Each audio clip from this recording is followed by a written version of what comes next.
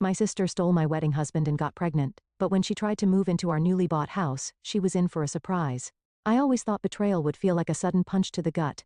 Instead, it crept up slowly, wrapping around my throat like a silk scarf until I couldn't breathe. The day I caught them together, I wasn't even supposed to be home. My name is Ivy, and I was supposed to be picking out flower arrangements for my wedding. But a migraine had forced me to reschedule, and I returned to find my sister Sophie's car in our driveway. Strange, since she should have been at work. The front door was unlocked. I heard giggling from upstairs, my bedroom. My feet felt heavy as I climbed each step, my heart already knowing what my mind refused to accept. Jamie. Sophie's voice drifted through the crack in the door. We should tell her soon. I know, baby. After the wedding. Okay? We'll figure it out. My hand trembled as I pushed the door open. There they were, my fiancé and my sister tangled in my sheets.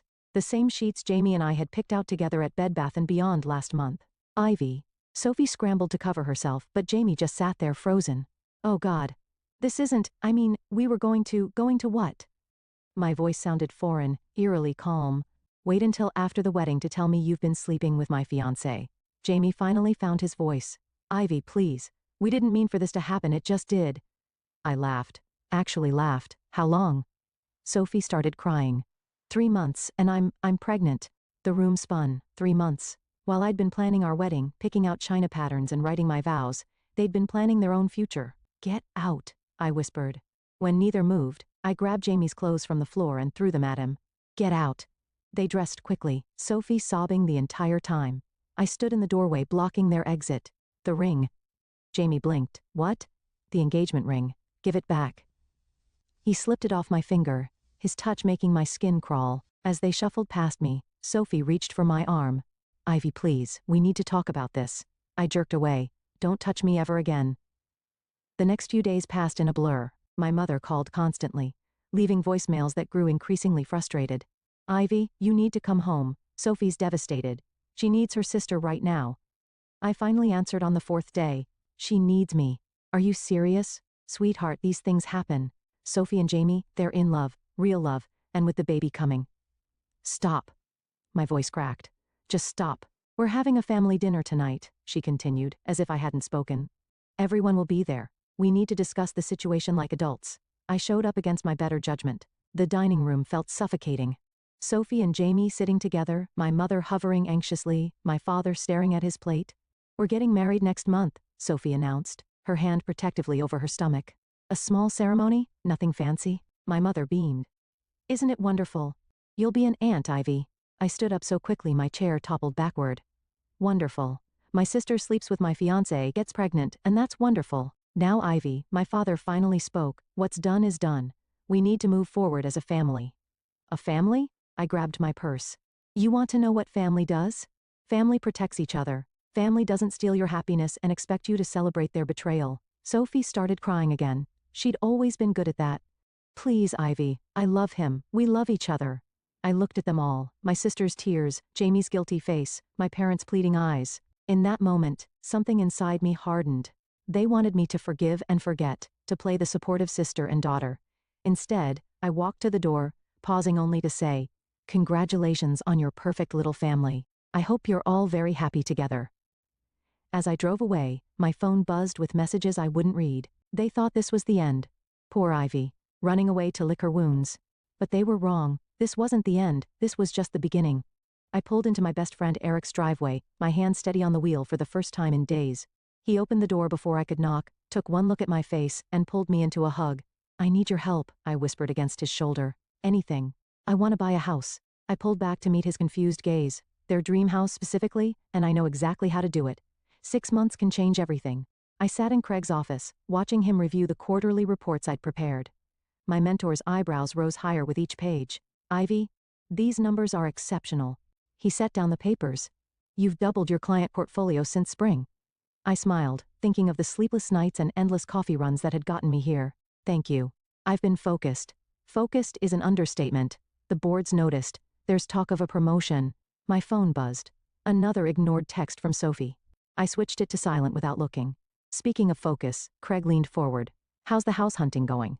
Actually, I'm closing on a property next week. I tried to keep my voice neutral. The Victorian on Maple Grove, Craig whistled. That's quite a purchase for a first-time buyer. You sure about this? More than anything. After work, I met Eric at our usual coffee shop. He was already there, laptop open, real estate documents spread across the table. The sellers accepted your offer, he said without preamble. But there's something else. Look at this. He turned his laptop toward me. On the screen was Sophie's social media post. Can't wait to start our new chapter. Dream home, baby on the way. Below was a photo of her and Jamie in front of the same Victorian house I was about to own. They don't know, I said, sipping my coffee. They think they're getting it. Ivy. Eric ran a hand through his hair.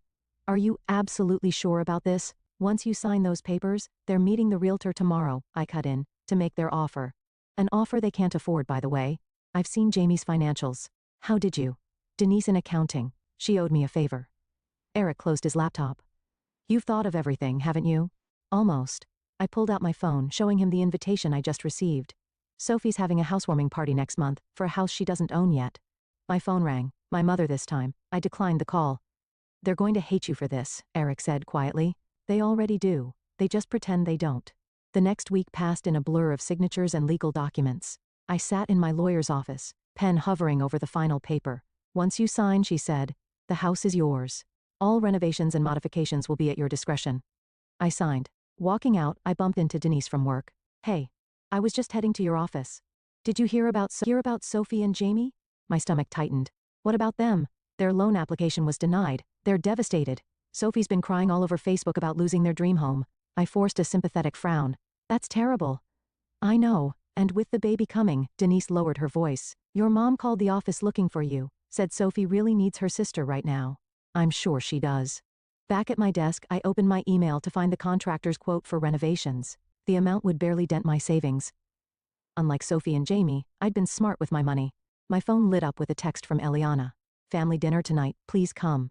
They're announcing the baby's gender. I typed back, can't, working late. You can't avoid them forever, she replied. Watch me. That evening I stood in front of my new house, my house. The porch needed work, the paint was peeling, but it was mine. All mine. Eric pulled up in his car. Thought I'd find you here, just imagining the possibilities. I turned to him. Want to see inside? We walked through empty rooms that echoed with our footsteps. Sophie and Jamie had planned their whole future here. The nursery upstairs, the kitchen remodel, the garden parties. When are you telling them? Eric asked. Soon. I walked to the bay window, the one Sophie had gushed about on social media. They're having a girl, found out today. Ivy, don't. I pressed my hand against the cool glass. Don't make me feel guilty about this. They didn't feel guilty about what they did to me. My phone buzzed again. This time, I looked. It was Sophie's housewarming invitation sent to the entire family group chat. Join us in celebrating our new home. Can't wait to share this special moment with everyone we love. Eric read over my shoulder. She still doesn't know. No. I smiled, remembering the renovation schedule I'd just approved, but she will. Very soon, I took one last look around what would have been their dream home. In days, the contractors would arrive. In 31 days, Sophie and Jamie would realize exactly what they'd lost. And I would be there to watch it all unfold. You're different lately, Denise said, studying me over lunch. Calmer, almost scary calm. I stirred my salad, watching lettuce leaves swirl like tiny green boats. I'm just focused on work. Please, you're plotting something. She leaned closer. Spill. Before I could respond, Sophie walked into the restaurant, her baby bump now obvious under her flowing dress. I ducked behind my menu, but it was too late. Ivy, she waddled over, Jamie trailing behind her. I've been trying to reach you for weeks. I've been busy. I kept my voice light, professional. The restaurant was full of my colleagues. Congratulations on the gender reveal. You'd know more if you'd come to family dinners. Sophie pulled up a chair uninvited. We miss you. Jamie stood awkwardly beside her. Hey, Ivy. I ignored him, gathering my things. Sorry, I have a meeting. Wait. Sophie grabbed my arm. The housewarming party.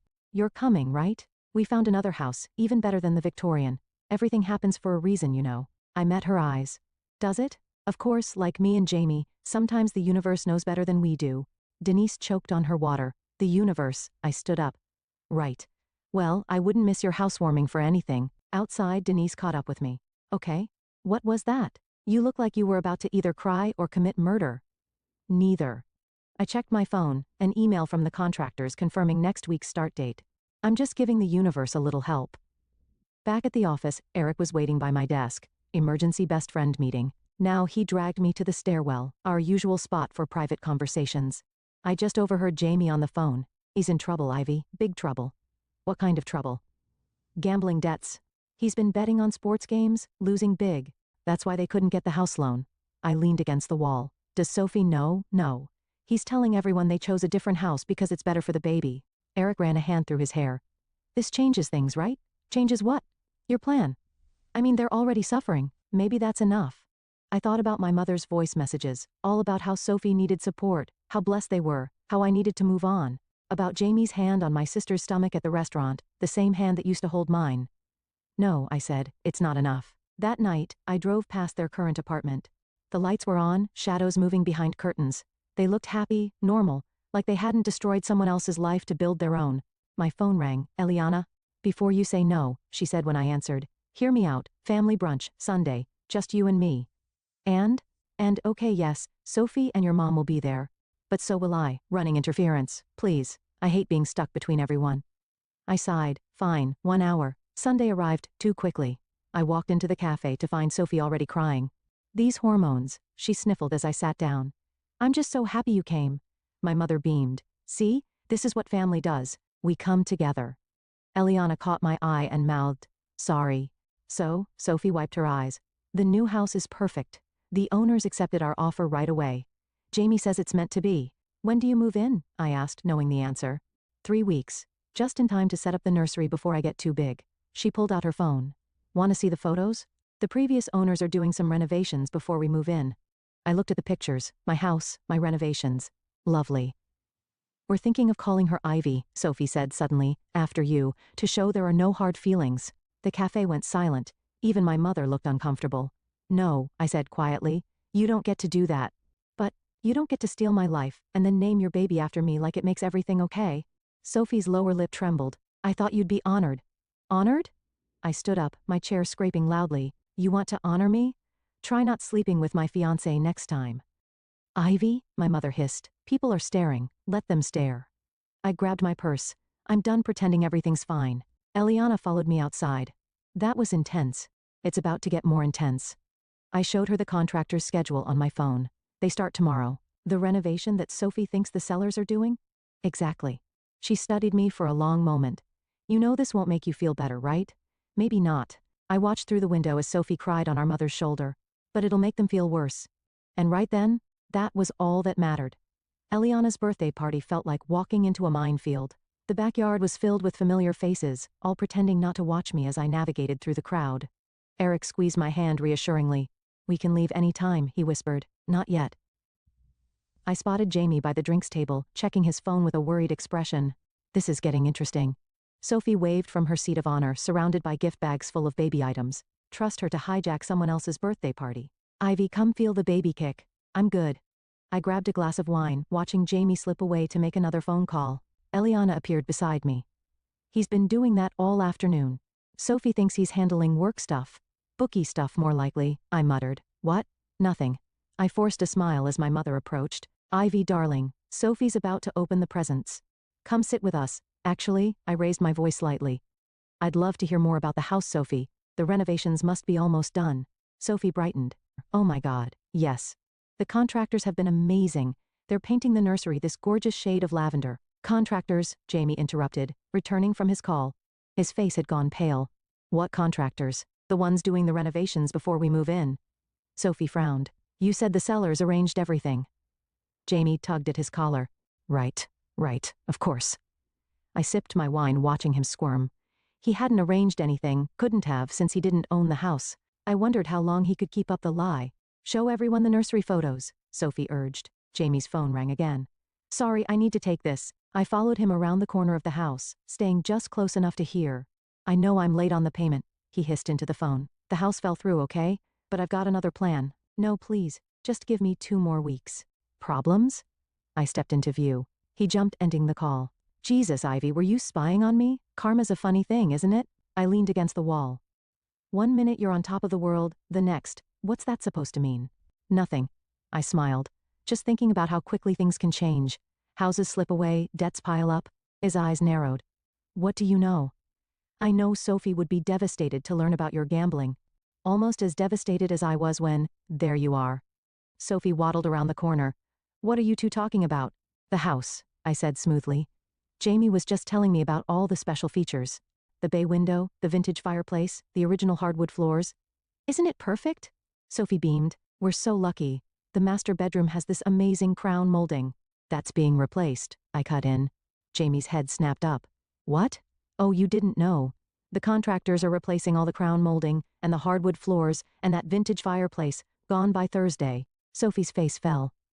But we chose that house because of those features. Jamie, you said nothing was being changed. He shot me a panicked look. There must be some mistake. No mistake. I pulled out my phone, showing them the contractor's latest photos. See? They're making good progress. But why would the sellers? Sophie's voice trailed off as she studied the images. Wait, that's not Jamie, that's not our house. Of course it is, he said quickly. It's just the angle. No. Look at the address in the background. She zoomed in on one photo. That's the Victorian we lost. Why do you have renovation photos of a house we don't own? I watched the color drain from Jamie's face as his house of cards began to collapse. Someone else bought it, he stammered. The loan, we couldn't. Then why are you acting like we're moving in? Sophie's voice rose. Why are there contractors? Why did you let me plan a housewarming party? Other guests were starting to stare. My mother hurried over. What's going on? I'd like to know that too, Sophie said, tears streaming down her face. Jamie. He opened his mouth, closed it, then turned and walked quickly toward his car. Jamie. Sophie tried to follow but stumbled. My mother caught her arm. What did you say to him? My mother demanded. I shrugged, just the truth for once. Sophie sank into a nearby chair, one hand on her stomach. I don't understand. We picked out paint colors, we measured for curtains. How could he lie about this? I caught Eric's eye across the yard. He nodded slightly. My cue to leave before the real storm hit. Happy birthday, Eliana, I called out, heading for the gate. Thanks for having me. Behind me, I could hear Sophie's sobs, my mother's soothing murmurs, and the growing whispers of gossip. Phase 1 was complete. Now, for the real surprise, the contractor's boots echoed through the empty house as he showed me the progress. We've gutted the master bedroom and nursery as requested. The new fixtures arrive tomorrow. I ran my hand along the exposed beams, all that remained of Sophie's dream nursery. Perfect. And the timeline? We'll be done 2 days before their supposed move-in date. He checked his clipboard. Though, I still don't understand why we're renovating exactly what they wanted to keep. Sometimes people don't know what they really want, I said, stepping over a pile of vintage crown molding. Until it's gone. My phone buzzed, Eliana calling. I answered on speaker while examining paint samples. Sophie's a mess, she said without preamble. Jamie finally came clean about the gambling. She's staying with your parents. How much does he owe? Enough that they're selling her engagement ring, the one he gave her after, I selected a deep charcoal for the master bedroom. Sophie hated dark colors. Karma's working overtime. This isn't funny, Ivy. She's pregnant and homeless. She's not homeless. She's at mom and dad's, probably being told how none of this is her fault. A crash from upstairs made me jump. The contractor shouted down, sorry, just removing that built-in bookcase. Where are you? Eliana asked suspiciously. Working late. I hung up before she could ask more questions. The next morning, I arrived at work to find Denise waiting at my desk. You will not believe what I just heard. Try me. Jamie's been embezzling from the company, small amounts, but it adds up. He thought he could gamble it back before anyone noticed. I set down my coffee. How much? Enough for prison time. She leaned closer. He's cleaning out his desk right now. I walked to the break room, timing it perfectly to refill my cup as Jamie packed his personal items into a cardboard box. Our eyes met across the room. Happy now? He asked quietly. Not yet, I know you're behind this somehow. He stepped closer. The house, the contractors, the audit that caught the missing money. Prove it. His hands clenched around his box. I loved you once, No, I corrected him. You loved what I could give you. Stability, status, a future. Then Sophie offered something more exciting. She needed me. And now, I gestured at his box. Does she still need you? An unemployed gambling addict with possible prison time. Security arrived before he could respond, escorting him out. I watched from my window as he loaded his box into his car, then pulled out my phone to check the contractor's latest update. The Victorian was transforming daily. Gone were the vintage details Sophie had swooned over, replaced by modern fixtures and stark colors. The garden she'd planned to plant was now a concrete patio. Eric texted, saw Jamie being escorted out. You okay? Better than okay, I replied, coming to see the house later. Someone should witness your descent into supervillainy. That evening, Eric walked through the renovation with me, shaking his head at each change. You're really going scorched earth with this. They wanted their dream home. I showed him the plans for the industrial-style kitchen, replacing Sophie's hoped-for farmhouse design. Dreams change. Speaking of changes, he pulled out his phone showing me Sophie's latest social media post. A tearful announcement about postponing the housewarming due to unforeseen circumstances. Unforeseen, I scoffed. She should have seen everything coming the moment she decided to sleep with my fiancé. And what about your parents? They're caught in the crossfire. I remembered my mother's voice messages all about supporting Sophie, understanding Sophie, forgiving Sophie. They chose their side. My phone lit up with a text from an unknown number. It was Jamie. Please, she's pregnant. Just tell me who bought the house. We can work something out. Still taking calls from your ex. Eric peered over my shoulder. Not for long. I blocked the number, then opened my email to approve the final renovation changes. You know, Eric said carefully, there's still time to stop this. Sell the house, take the profit, start fresh somewhere else. I walked to the bay window, the last original feature left. Tomorrow it would be replaced with floor-to-ceiling modern glass. They took everything from me, I said quietly. My future, my family, my trust. Now I'm taking something back. And after, when the house is done and they're broken, what then? Before I could answer, headlights swept across the window. A familiar car pulled into the driveway. Is that? Eric moved beside me. Sophie stepped out of her car, staring up at the house. My house, with tears streaming down her face. Showtime, I whispered, heading for the door. What are you doing here? I called from the porch, making Sophie jump. Ivy. She squinted through the darkness. What are you? Why are you in our house? Your house. I stepped into the light. That's interesting. Show me the deed. Sophie's hand went protectively to her stomach. Her default move lately. The sellers never accepted your offer, I finished, because they'd already sold it to someone else. Understanding dawned slowly across her face. No, you didn't. I pulled out my keys, dangling them in the moonlight. Want a tour? She followed me inside, gasping at each renovation. The exposed brick she'd loved was now covered in sleek white paint. The vintage staircase had been replaced with modern floating steps. You're destroying it, she whispered. I'm making it mine. Eric hung back, watching us circle each other like wary cats. Sophie's eyes were red-rimmed, her designer dress wrinkled. Why? Her voice cracked. To hurt me? Why did you sleep with my fiancé? I countered. To hurt me. I loved him. I still love him even after, she choked back a sob. Did you get him fired too? Jamie got himself fired just like he got himself into gambling debt. He was trying to buy this house for us. She gestured at the gutted rooms. For our family. Your family? I laughed. You mean the family you built on the ruins of mine? Sophie sank onto a dusty contractor's stool. I never meant to fall in love with him, but you did. And instead of walking away, you took everything. I moved closer. My fiancé, my future, our parent support. You took it all with a smile, then expected me to celebrate your happiness. Mom and Dad still love you. They tolerate me. They love you. The pregnant daughter, the victim, the one who needs protecting. Eric cleared his throat. Ivy, no. I turned back to Sophie. You want to know the best part? Jamie was planning to sell this house behind your back to pay his debts. She shook her head. You're lying. Check his phone. Check the messages from his bookie. Ask him about the company money he stole. Sophie's face crumpled. Stop it. The perfect life you stole from me, it's falling apart and I get to watch. I'm your sister. You stopped being my sister the moment you chose him over me. A loud crash from upstairs made us all jump. The contractor appeared at the top of the stairs. Sorry to interrupt, but we need to discuss the nursery demolition scheduled for tomorrow. Sophie stood up so quickly she stumbled. Eric caught her arm. You're destroying the nursery. Her voice was barely a whisper. It's my house. I shrugged. I can do whatever I want with it. She reached for her phone with shaking hands. I'm calling Mom. Go ahead. Tell her how the sister she thinks is bitter and lonely actually owns your dream home. Tell her how your perfect husband is a thief and a gambler. Tell her everything. Instead of dialing, Sophie sank to the floor, sobbing. Eric shot me a concerned look. Maybe we should get her out of my house. Good idea. But as I moved to help her up, Sophie grabbed my arm. Please, we can fix this, all of it. I'll leave Jamie. I'll tell Mom and Dad the truth. Just please don't take our home. For a moment, I wavered. She looked so small, so broken. My little sister, the one I'd protected since childhood. Then, I remembered finding her in my bed with Jamie. Remembered her pregnancy announcement at my cancelled wedding venue.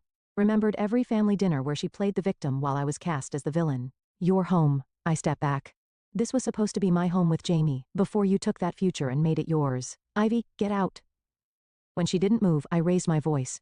Get out. Eric helped her up, guiding her toward the door. She paused in the doorway, one hand on her stomach. You know what's worse than having something stolen from you? She asked quietly. Becoming the kind of person who enjoys stealing from others. The door closed behind them with a final click. I stood in my gutted house listening to Sophie's car start up and drive away. My phone buzzed, a text from the contractor. Nursery demolition still on for tomorrow. I stared at the message for a long moment, Sophie's words echoing in my head. Then I type back, proceed as planned. Because some wounds run too deep for mercy. The morning of Sophie's housewarming party dawned bright and clear. I watched from my bedroom window as the bulldozer rolled up the driveway right on schedule. My phone hadn't stopped buzzing since dawn. First Eric, are you sure about this? Then Eliana, Sophie's decorating the house right now. She has no idea. Finally, my mother. Please don't do anything foolish today. I didn't respond to any of them. At exactly noon, cars began arriving. I recognized them all. Family, friends, colleagues. Sophie had invited everyone to witness her perfect life. Ready? Eric asked, appearing beside me. I straightened my blazer and grabbed the envelope from my desk. Time to crash a party. We walked across the street, just as Sophie was welcoming guests on the front porch. She froze when she saw me. You're not supposed to be here. Actually, I smiled. You're not supposed to be here. The bulldozer's engine roared to life. Sophie spun around, her face draining of color as it approached the pristine front lawn. What's happening? My mother pushed through the crowd. Ivy, what have you done? I pulled the papers from my envelope. I'm renovating my property. Your Jamie appeared looking haggard. What do you mean your property? She owns it. Eric's voice carried across the suddenly silent gathering. She bought it months ago. Sophie swayed on her feet. But we signed the papers yesterday. The realtor. Show me. I held out my hand. Show me these papers. Jamie stepped forward. I have them right here. No, Sophie interrupted. You said you had them, but I never saw them. I never actually signed anything, did I? The bulldozer inched closer to the freshly planted garden. Jamie, Sophie's voice rose.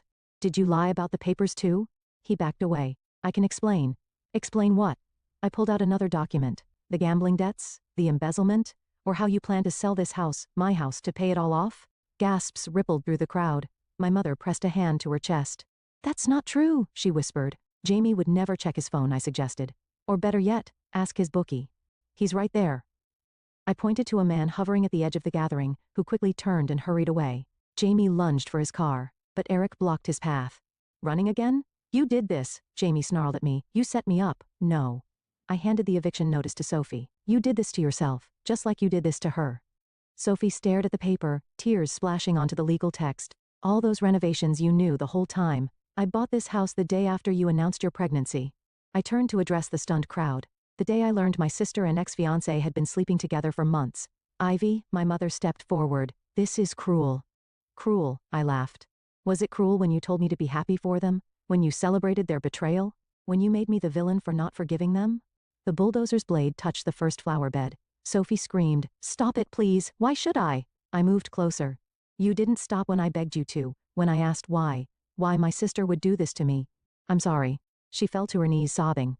I'm so sorry, Ivy. Please don't destroy our home. It was never your home. I signaled the bulldozer driver. It was my future you destroyed.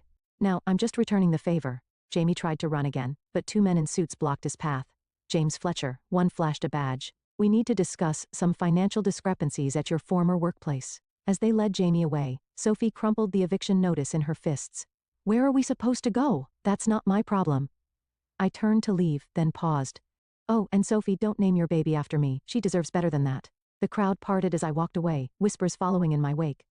I heard my mother calling my name, heard Sophie's sobs, heard the bulldozer's engine growling. Eric caught up with me at the sidewalk. Well, that was justified. I was going to say intense. He glanced back at the chaos we'd left behind. Feel better. I watched as my family's perfect facade crumbled, just like the house would soon crumble. Sophie being led away by our parents, Jamie in custody, the party guests fleeing the scene. Ask me tomorrow, I said, and walked away from the ruins of both our dreams. Behind me, the bulldozer began its work. The demolition dust had barely settled when Eliana found me sitting on my front porch, watching the sunset behind the partially destroyed Victorian. Everyone's looking for you, she said, settling beside me. Let them look. She handed me a cup of coffee. Jamie's being held without bail. Sophie's at the hospital. Stress triggered early contractions. The coffee burned my tongue, but I welcomed the pain. It felt real grounding. Did you know, I said, that I used to imagine my whole life in this house? Sunday dinners, Christmas mornings, kids running up and down those stairs. And now I'm going to sell it as is. I gestured at the demolished garden, the exposed beams, the chaos I'd created. Let someone else build something new from the wreckage. My phone lit up, my mother calling again. This time I answered. Where are you? She demanded. Home. This isn't funny, Ivy. Your sister needs you. No, I said quietly. She doesn't, and neither do you. I hung up as Eric's car pulled into the driveway. He carried a box of my old photos, the ones I'd left at my parents' house. Your mom dropped these off at my place, he said. Think she was hoping to find you there. I pulled out a photo, Sophie and me as kids, matching Halloween costumes. We used to be inseparable. People change. No, I crumpled the photo. People reveal who they really are. Eliana's phone buzzed. She read the message, then looked at me carefully. Sophie lost the baby. The words hung in the air like the demolition dust. I waited to feel satisfaction, victory, something. Instead, I felt hollow. Ivy, Eric touched my arm, talked to us. I wanted them to hurt like I hurt. I stared at the ruined house, but this isn't what I wanted. What did you want? I don't know anymore. Headlights swept across the lawn as another car approached. Sophie stepped out, looking pale and small in her hospital gown. You shouldn't be here, Eliana started. But Sophie held up a hand. I need to say something. I stood facing my sister across the debris-strewn yard. She looked at the destruction around us, then back at me. I deserved this, she said softly. All of it. I destroyed your life because I was jealous. You had everything. The perfect fiancé, the perfect future. I wanted to prove I could take it all away. Sophie, let me finish. She wrapped her arms around herself. I told myself it was love that Jamie and I were meant to be, but really I just wanted to win. To be the sister everyone chose for once. They always chose you. No. She shook her head. They needed to take care of me because I was a mess. But you are the strong one, the successful one, the one they were proud of. I looked at the house. Really looked at it. The demolished parts, the renovations, the ruins I'd created to make them suffer. I became exactly what they thought I was, I whispered. Bitter, vengeful, cruel. We both did. Sophie wiped her eyes. I lost everything today. Jamie, the baby, our parents' trust. But the worst part, I lost you long before that. The day I decided my jealousy was more important than my sister. Eric and Eliana backed away, giving us space. In the growing darkness, Sophie and I stood among the ruins of both our lives. I can't forgive you, I said finally. I know, but I don't want to hate you anymore. She nodded, tears streaming down her face. What happens now? I looked at the bulldozer, still waiting for tomorrow's demolition. At the house that had become a monument to revenge rather than healing. Now, I said, we both start over separately. Will you ever talk to me again? Maybe? Someday. When it doesn't hurt to look at you. She turned to leave, then paused. For what it's worth, I'm sorry. Not because I got caught, or because everything fell apart, but because I broke something that can never be fixed. I watched her drive away, then turned to Eric and Eliana. Call the contractor, tell him to stop the demolition. You're keeping the house? Eric asked. No. I took one last look at the Victorian. My dream home. My instrument of revenge. My prison of bitterness. I'm going to restore it. Not for Sophie, not for revenge, but for me. Then I'm selling it and moving somewhere new. Running away? Eliana asked. No. I smiled, feeling lighter than I had in months. Moving forward, because sometimes the best revenge isn't destruction. It's rebuilding yourself from the ruins others left behind.